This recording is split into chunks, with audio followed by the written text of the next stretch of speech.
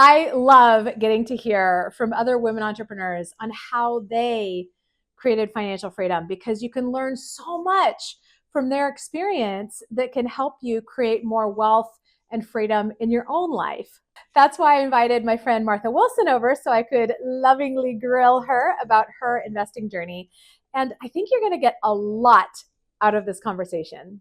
I met Martha through a mutual friend. We clicked right away and we started exploring how we might be able to support each other and refer clients to each other because we both work with people on their money stuff, just in very different ways.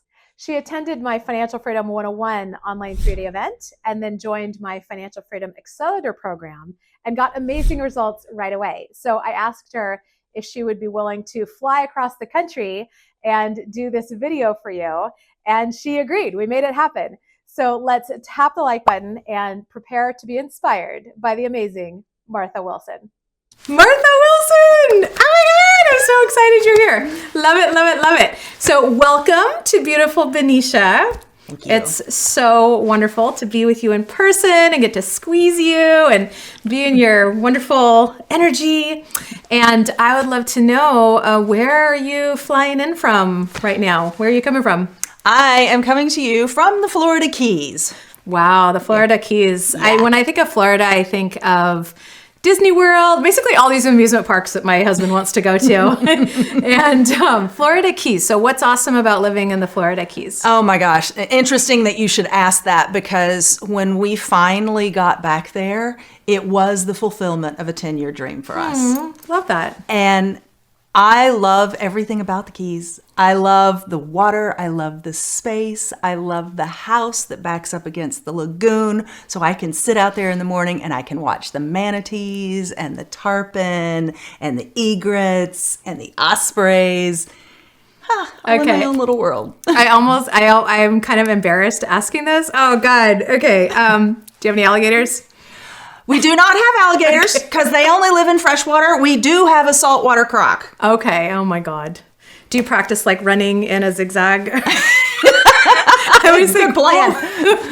I always think, what'll I do if I see one? You know. So. That is the reason that the cat is not allowed outside unattended. Wow. Okay. Good to know. Oh my gosh. Well, I'm so happy that you get to like be here in California. And can you share a little bit about, because you are a woman that owns your own business. Mm-hmm. This is one of the reasons we get along so well. Can you share a little bit about your current business? You betcha. So I think in order to understand the current business and why I do what I do, you kind of have to understand where I came from. Yeah. So I spent 27 years undercover with CIA. Oh my gosh.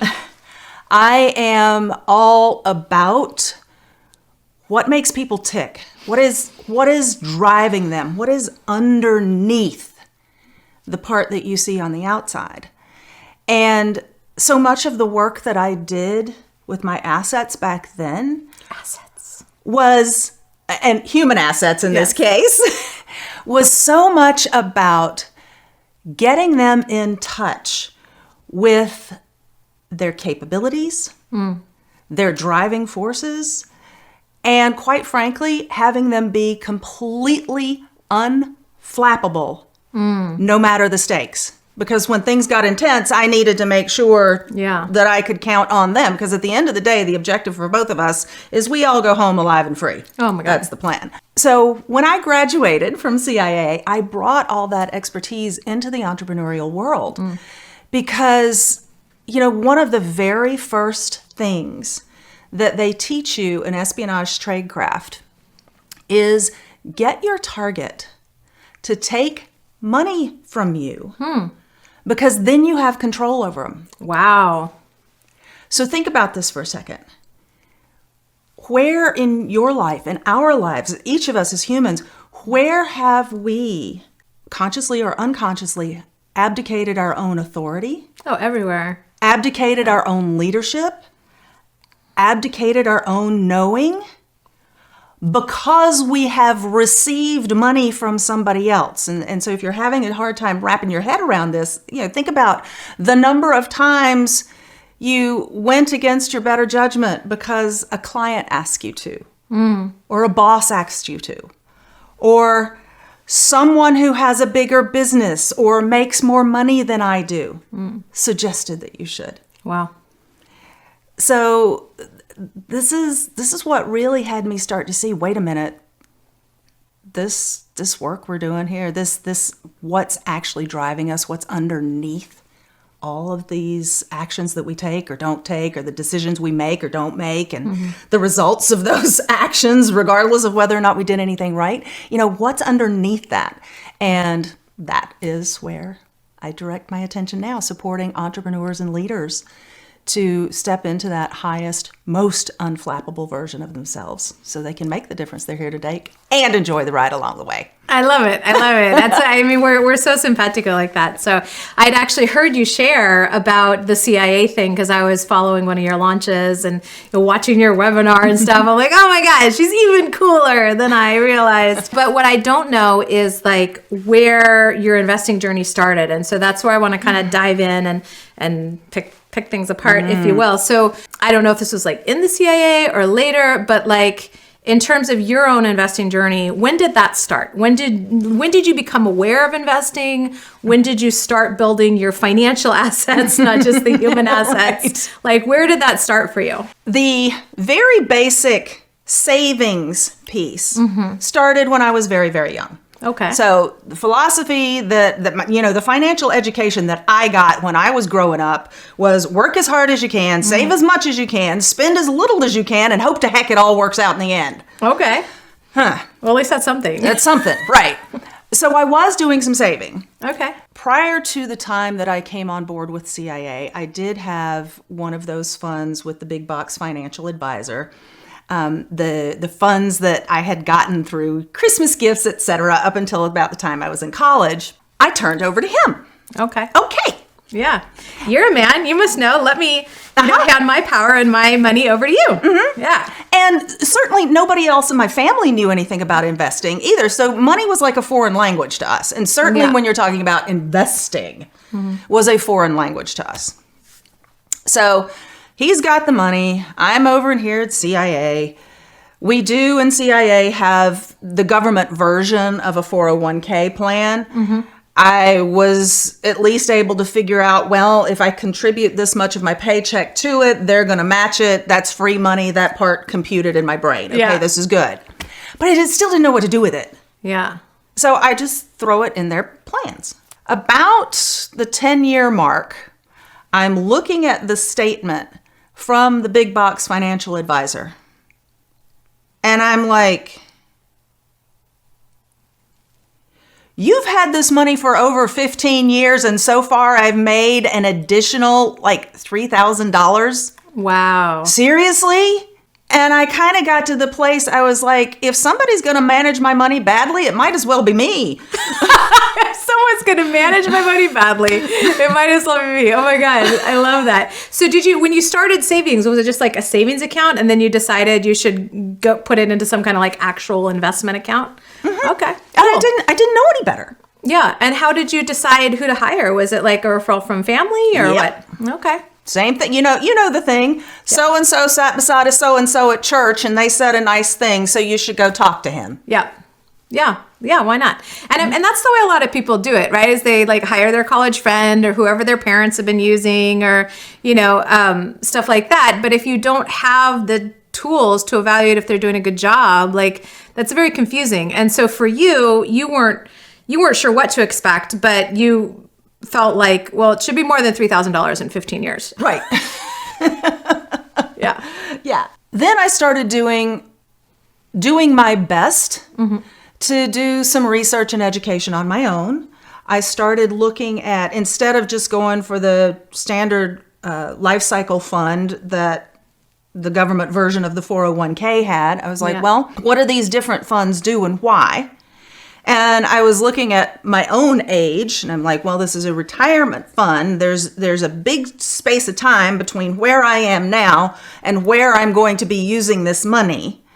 So I was at least willing to say, all right, I'm willing to accept, in their words, a higher level of risk. Isn't that interesting? Yeah. It's like these terms like risk, aggressive, medium, like it's all relative, you know? And so it's like, what does that actually mean? Like we hear the word conservative and we think, okay, that's probably something that's not going to lose money. That's probably going to be safer, right? And we hear aggressive and that sounds like kind of scary. But when I think about risk, and you know this, because we geek out about investing, is I'm like, well, risk is like when you lose money, you know, what are the chances that I'm going to lose money versus making money? And sometimes these things that they call aggressive, there's less probability of losing money than with some of the things that they call conservative. So I get to the point where I'm like, oh my God, these labels are just meaningless and they're confusing people.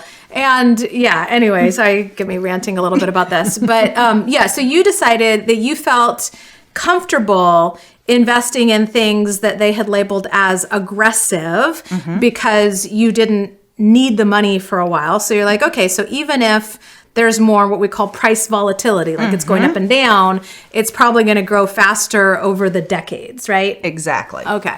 Exactly. Yeah, that was very precocious, Martha. Yeah, what can I say? Okay. So this was about the same time that I also decided, like I said, if somebody's going to manage my money badly, it might as well be me. Yeah. So let me take it out of the big box financial advisor and put it into my own, what I'm going to call a discretionary account. In other words, an account that does not have any tax protections on it because it's not the Roth, it's not the IRA. So I'm just going to do my own little thing over here. And then I simply started trying to learn something because it became painfully clear to me that there's a whole different life, there's a whole different aspect to money that I didn't understand. I didn't know about. But I'm like, I'm a smart cookie. I can learn. Yeah. I've learned hard things before. I can do this again. And that's where it started for me. That's awesome. Some days I did really well. Other days, not so much. But all of it was an education. You know, from there, I was able to create my own financial structure, my own financial, I hesitate to use the word plan, even though that's kind of what it is, but it's more like the relationship with my money. What do I want this specific money to be doing for me at any given time? Yeah. Yeah, you know, like we talk about giving your money a job. Right? Precisely. So from starting to go put money basically in a brokerage account, so you're putting it in the market. Right. You know, so from there to where you are now, did you pretty much stick with the stock market, or did you start doing some real estate, commodities, crypto, or were you just like all stock market all the way? Like what kind of assets have you tried investing in? So it's so funny that you asked this question because this goes back to how I didn't know how to think about money. Yeah. Because in my world, in my brain, investing meant stock market. Now, the fact that I happened to own a house that I did not live in, that was rented to somebody else and therefore generating income, that never in a million years occurred to me that was investing. Okay, so you actually had a rental property, but you didn't consider it part of your investment. How did you even get your first rental property? Did you inherit it? Did you buy it? Was it a house that you lived in before? Like, inquiring minds want to know. I would like to say it was this massive, beautiful plan. It was not. It was the very first property that I owned was when I was on active duty with the Army before I went to CIA. And when I left the Army, I didn't know anything about rental property. I didn't know anything about managing a property long distance. Yeah. So I sold the house. Now, let me first say I managed to purchase that house in foreclosure. Nice. 3-bedroom, 2-bath, all brick, and I paid $42,500 for it. Are you kidding? It was many years ago. What can I say? But what's interesting is 3 years later, when I was leaving the Army and leaving the area, they had already announced that there was going to be a massive shift in the military base that was close by. There would be a large influx of people coming in.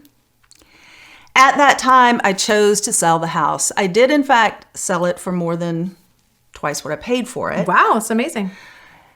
And had I had more knowledge around investing and real estate and property management and the things that, do you know how much I could have made if I hung on to that thing and rented it Oh my gosh. to a military community? And I'm sure those rents just went bump, bump, bump, bump, bump, up and up over time. Yep. Right? Yep. Yeah. Exactly. So what did you do with the money instead? So with money instead, I bought another home Okay. Not a bad idea. in Northern Virginia. And this time I was like, okay, I'm gonna think about this a little better, because I was still with the government. I knew that I was going to be moving, but this time I was like, okay, I'm in an area that is known to be quite transient, but these are also people who are in high-level jobs making good income. Yeah. This house is in an ideal location. What do I need to do to rent this out while I'm gone? And got connected with a fabulous property manager. Long story short, I hung on to that house for 12 years. Nice. Rented it the whole time. Ultimately, at some point, decided I wanted the revenue out of that place, pulled that out, purchased another house in South Florida, hung on to that one for about 15 years, purchased another house in the Northern Virginia area, sight unseen, Wow. only because I had a relationship with a realtor that I truly, truly trusted. And, she and I had worked together for over 20 years. So there was a level of trust in there. Purchased that house in Northern Virginia, kept that one for another 12 years. What do we have now? So I did not set out to be a real estate investor. And it's funny because at the same time, I've always had good luck with real estate. Yeah. I've always felt good about real estate. If you fast forward to just a couple of years ago when it came time to put my father into assisted living, we have his house. Because of the experiences up to that point, I was able to look at that house and say, all right, what are the different ways that I can use this piece of property as an asset and leverage it to both generate income and support other needs in our respective lives? So I've turned that into a short-term rental. Nice. It's doing exceedingly well, to the point that I'm still a little bit shocked. But anyway, but the other thing is, of course, it gives me a lovely place to stay when I go up to visit my father. Yeah, that's awesome. And by making a short-term rental, you can go use it when you need it. Brilliant. Yes. Such a smart cookie. You weren't kidding. So you started off just with your own house to live in. Yep. Right? And I'm guessing what made you want to do that is that was just kind of what people did and you could, right? Yep. In fact, I don't know, I don't remember if this was probably one of those silent family values. You know how those conversations just kind of get passed on. Right. Yeah, that you don't really talk about out loud, but there's just this is the way you do it kind of thing. And I think one of those silent family values for us had always been own your house, buy a house. Yeah. And my limited logic had been, if I buy the house, and even if I lose money on it, I will probably have lost less than I would have done if I'd rented the whole time. Could be, yeah. I mean, that was my basic philosophy. I will say, that is one of those game-changing things in terms of people who are really able to build wealth versus not, is if you look at people who have just owned their own home, not been like real estate investors, all they've done is own their own home, compared to people who have rented their whole life. Of the group of people who have been homeowners, it's orders of magnitude more wealthy. So if you're looking to build assets and invest in real estate, a lot of the time, the easiest place to start is just with the home you live in. And to add on to that, I'm curious to see what you'd say if you could go back and do it differently. But if it was me, I'm just saying, this is what I would do. I would get a place that's a little bit bigger than what I need for myself and rent out the extra rooms or the extra unit and get people to help pay the payment. So basically control a larger asset with the same or lower payment. And actually that is what I did when I got started in real estate investing. And that was a smart thing. There were other things that weren't so smart, but that was a smart thing. So but it sounds like it turned out really well in a lot of ways. And that's awesome. So from the beginnings of like, okay, I'm just going to buy this to live in, and I'm just going to start like putting money in this brokerage account. The journey to financial freedom, what do you think were some of the key indicators? So like if you could advise somebody looking back on your journey and be like, okay, here were the things that took me from those beginnings to becoming financially free. What do you think were some of those key habits, mindsets, decision points, asset classes? I mean, whatever you feel called to share. Yeah. That's such a great question because I had never really thought about it until this moment when you asked that question. But I think the first key decision was recognizing when I was inside my federal employment and recognizing that there was a point. You remember when I was talking about the government version of a 401k and up to a certain point they would match your money? Yeah. Realizing that, up to a certain point they will match your money. And past that point they won't. I had always just pushed the maximum amount that I possibly could into that bucket. But of course, that's a tax sheltered bucket. It is a retirement bucket. Great benefits on the tax shelter side. And it means I still can't get to it for several more years. I have ideas for you. But okay. Well, and I am also beginning to discover that as a federal retiree, I have some loopholes too. Ooh. So I can't wait for us to talk. Anyway. So that was one piece, is to be consciously aware of, all right, instead of me just blindly saving, which is on the one hand, it's a good thing, but instead of me just blindly saving, how about I start saving with clear intention and purpose, with a horizon deadline for the specific funds. Yeah, and like knowing like what you're saving for. Right. Yeah. Right. And how much you need to hit that. Exactly. The second piece that was a game changer, those two decisions kind of happened in the same place, but the second piece that was a game changer for me is really learning how to give my money a job today. With literally every dollar that walks into my door deserves to know what it's here for, what I would like it to do, when, and it would like to know whether or not it's doing a good job. Funny, it's a lot like people. Yeah. Go figure, huh? Yeah, I love it. When I started looking at every dollar that came in and saying, okay, this part goes to my financial future. This part goes to what I call long-term savings for spending. It's that cash safety net, that emergency fund, but it's also what are those larger expenses? Savings goals. Right, exactly. Yeah. The technical term for that is called a sinking fund, but I don't love that because it sounds bad, like a sinking ship. So yeah, I also use long-term savings for something as I say long-term savings for something as what I call those accounts. But yeah, that's great. Yeah. And then also finally acknowledging that there is more here I need to learn. And actually pulling a portion of my money aside and telling that money that your job is to educate me. Yeah. Hire coaches, attend programs. I mean, learn. Stop trying to do it on my own. Learn from people who know more about this than I do and can explain it to me in little words and color pictures. Yes.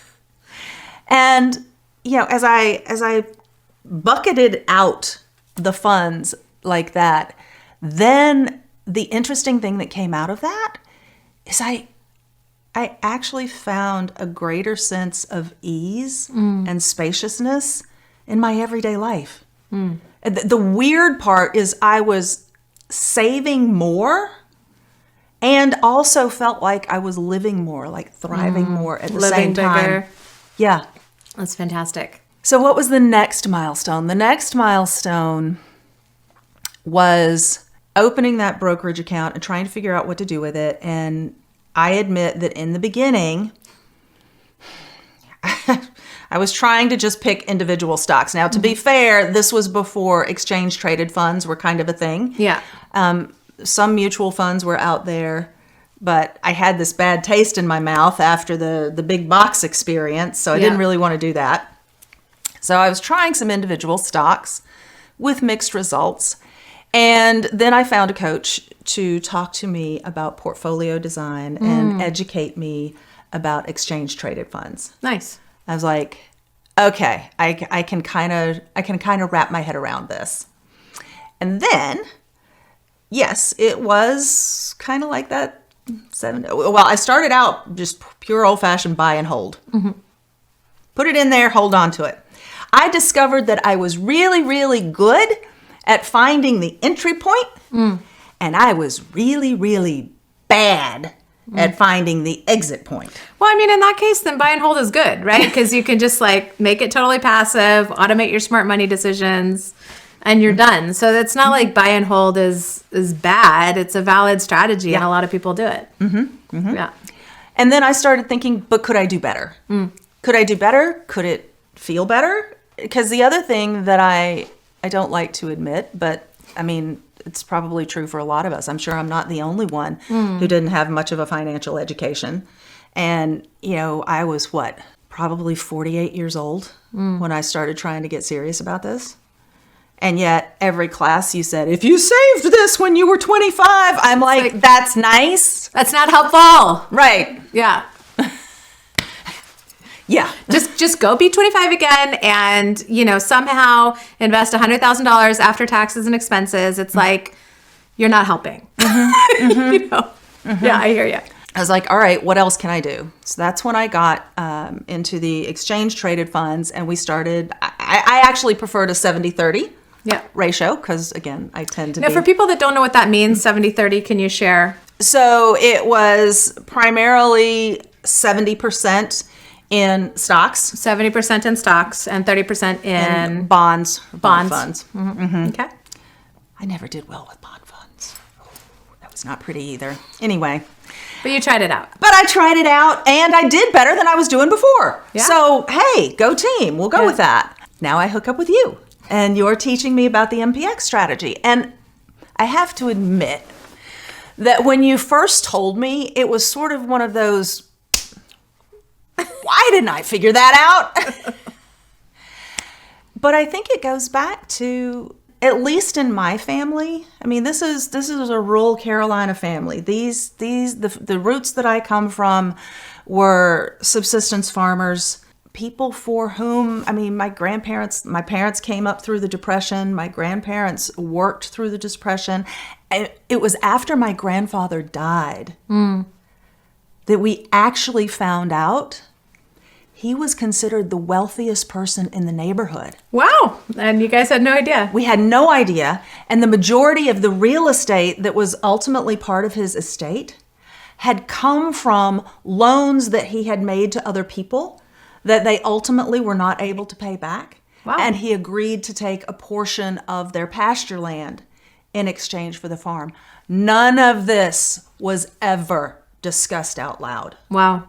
Which is why I say, you know, on the one hand, I kick myself for saying, why couldn't I figure out MPX on my own? I mean, because when you explain it, it makes so much sense. And just to be clear, if you're like, what's she talking about? This is one of the advanced strategies that we teach in my Financial Freedom Accelerator program.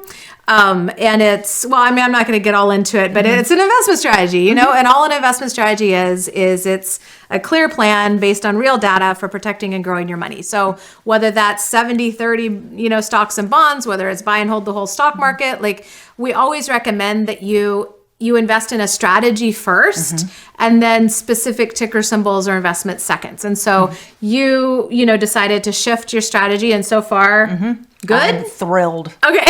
So far, I'm thrilled. And I want to go back to your point about strategy. Yeah.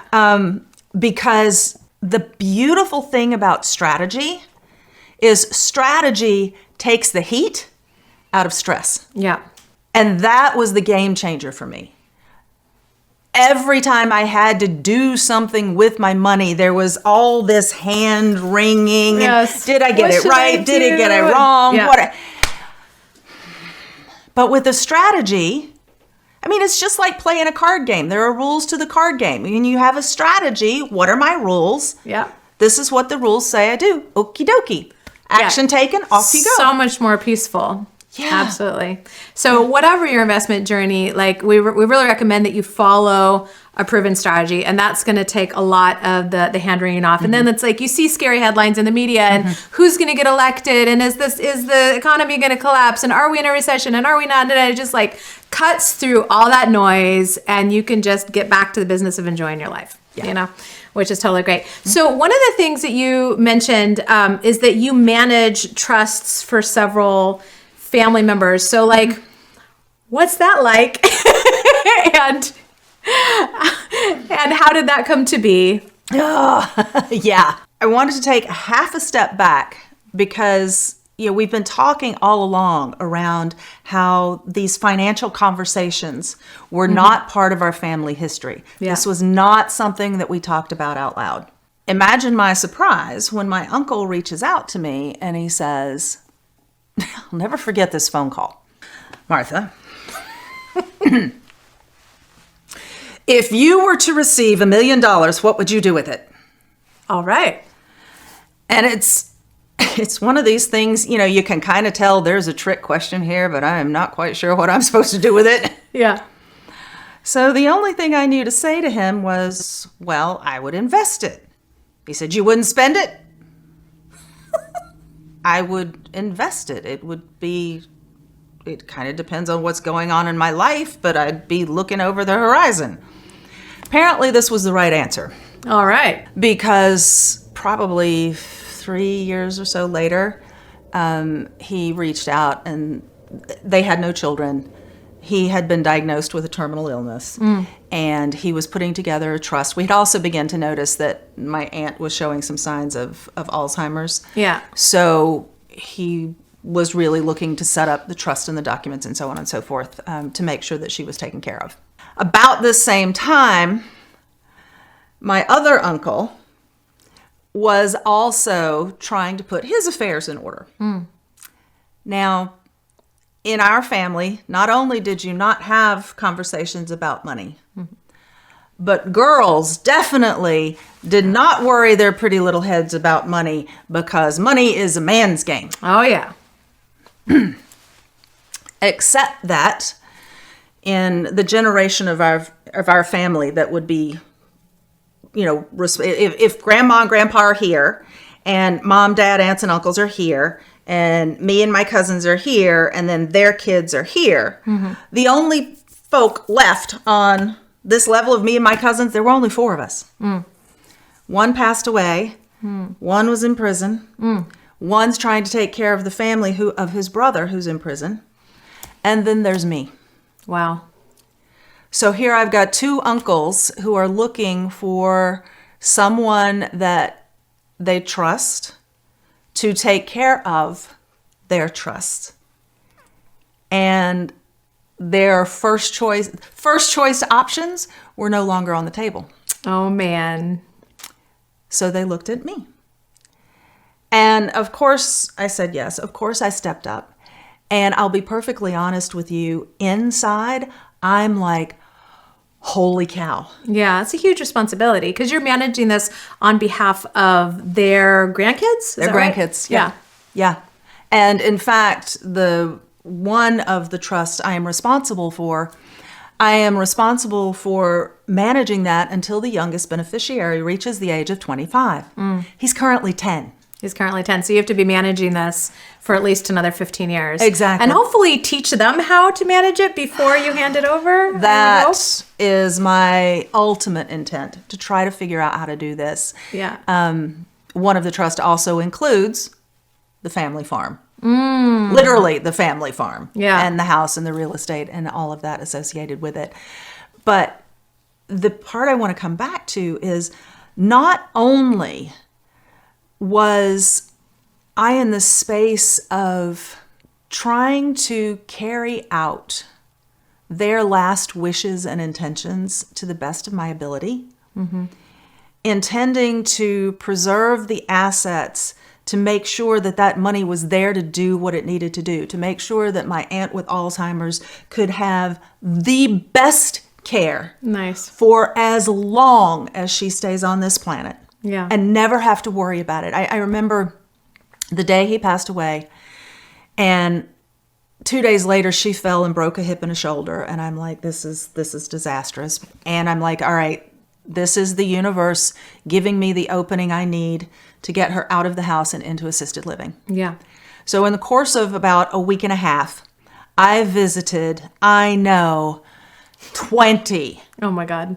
assisted living / memory care facilities. And some of those I walked into and I was like, I would not put my dog in here. It was a blessing on the one hand to know that I had this trust, that I didn't have to be limited Yeah. in what I was choosing for her. But the other side of that is the responsibility to make sure that I can choose at the level that I want to choose for her. Totally. And know that she can stay there for the rest of her life. That's awesome. No issues. Yeah. Yeah. That's a wonderful thing you're doing. I'm sure learning a lot too. Learning a lot, because that was the other piece. You know, let's just say that the place that my pot had grown to at that point was a small fraction of the size of these two trusts that all of a sudden I was responsible for. And the other thing that I noticed, I think we've talked about this before, is even when you have a strategy and you're accustomed to working with it when the numbers are this size, when the numbers get exponentially bigger, there's something that happens in here. Yeah, it's like you have to expand what I call your money bucket, like how much money you can energetically hold and manage, for sure. Yep. But you've done it. I can feel that expansion in you. I really have. And I will say it did not happen by accident. It was a deliberate growth process. And that's part of like some of the amazing inner work that you do with people. Exactly. Believe me, I was absolutely doing my own work on myself and continue to do so, because it is about that. It is about expanding that internal capacity. I say that the universe cannot give you what you're not prepared to receive, and it cannot let you keep what you're not prepared to hold. And my job, I consider it my job on the planet, is to create a larger container. Yeah.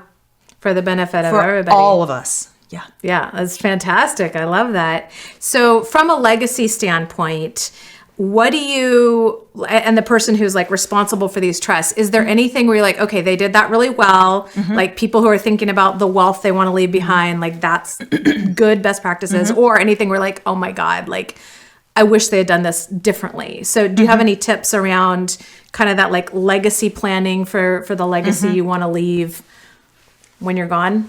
Couple of things that they did really, really well.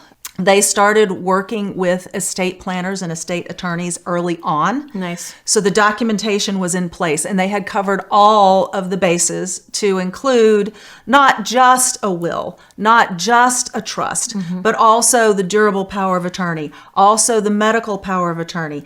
This was the piece that I didn't know about and had to learn the hard way, which was, what do we do in the case of cognitive decline? Yeah. We had my aunt, we had to set up an appointment with my aunt with a geriatric. In any case, it is a physician who does a cognitive assessment and then actually gives you a written report to declare whether or not this person is capable of making financial decisions. Are they capable of making legal decisions? Are they capable of living alone? That document saved my bacon. Awesome. And it was only by the grace of God and a good friend that happened to work at the hospital that said, we need to set this up. So that was a piece I didn't know. That was a piece I wish somebody had told me about. Because as I look around our society today, it seems that there are a whole lot of families who are dealing with elder family members and cognitive decline. Yeah, we did. It was brutal. Yeah. And that is a place that in a lot of cases, both the financial systems and the legal systems haven't necessarily caught up with the reality of the situation. Yeah. So that was one piece that was huge. The other piece that was incredibly valuable to me is that both of them sat down with me to have a personal conversation around their values around money, their intentions for where they'd like to see it go, And the conversation was less about the money itself, but more about their values, about why this mattered to them, about what they hoped to see downstream of that. Yeah. And it's that personal conversation that gave me a framework to make the decisions on behalf of the trust going forward. So good. Okay, so imagine that you could go back in time to your past self who made some really great decisions and maybe who also made some mistakes, just like we all do. And if you could go back and visit your past self and be like, here's my advice for you to get to where I am financially in like half the time and save yourself pain and frustration. Like, what advice would you give your younger self to help her get to where you are? Number one, never be afraid of money. Money is your friend. It wants to support you. It wants to fly up underneath everything you're doing in your life. So don't be afraid of your money. Build a relationship with it. Get to know it. One way you do that is you also educate yourself. Educate yourself on how money works, how investing works. Teach yourself to have clean conversations about money. And if you are not in a family or a community where you feel safe to have a clean conversation about money, find one. Yeah, that's such a big thing. Like at my events and in my programs, it's like, yeah, we actually talk about money here, and that's taboo in so many families and communities. And it's like, let's work on our money stuff with compassion and kindness and actually make it okay to talk about, because it impacts every area of your life. That's just so important. It truly does touch every area of our lives. I mean, it's the medium of exchange that we have in the world today. It touches the roof over your head, the 3 squares on your table, the way you take care of your family, where you go to school, the way you spend your time, the way you make your contribution in the world. Money touches everything. What are the 3 squares on your table? 3 square meals. Oh! It's an Army thing. What can I say? 3 squares. Okay, I'm learning something. Oh, that's awesome. So is there anything that you wish I'd asked you that I didn't, or any last words of wisdom you would like to leave with us? I think the last thing that I would say is we were just talking about how money does touch everything in our lives. And while it's always about the money, it's never about the money. It's about freedom. One of my highest values. It's about your freedom to choose. It's about your freedom to love. It's about your freedom to live. It's about your freedom to give. So whatever it is that makes your heart sing, that lights you up, lean into that, because it will lead you to the money. I love it. So Martha, for people who want to connect with you, what's the best way to do that? Do you have any free resources, socials? What's the best way to connect with you? So the best way to connect with me is because, hey, I want you to get in touch with you, is I have a free gift. It's a mini course, actually, and it's called CIA Spy Secrets to finally making your money goals work for you. Nice. Completely free. It will show you what's going on inside of you every time you get around to having this conversation about money. And it'll show you where your biggest blind spots are. Most importantly, it'll show you how to move around them. All right. So we're going to include the link to that. But do you have a URL? I do. It's marthaawilson.com/goals-gift. Martha, you're awesome. Thank you so much for being here. I appreciate you. And I'm so looking forward to, the next stage in both our financial freedom journeys, because I'm learning from you. You're learning from me. We're all learning together. It's just so wonderful to be on this journey together. To me, it's all about when good people do good, good things happen. And I think we need more of that. Oh, my God. Wow. Did you get some great downloads from this conversation? This ended up being a bit longer than most of the videos that I post on the channel, but it was just so good. I didn't want to deprive you of the gems that Martha was doling out. If you want to learn more about Martha's work, make sure to visit marthaawilson.com and click the link in the description to check out her free mini course on CIA spy secrets to achieve impossibly big goals every time. And if you're curious about my Financial Freedom 101 event that Martha attended, we'll put the link to that in the description as well. Or you can go to financialfreedom101online.com. Thanks so much for watching, and we hope to see you there.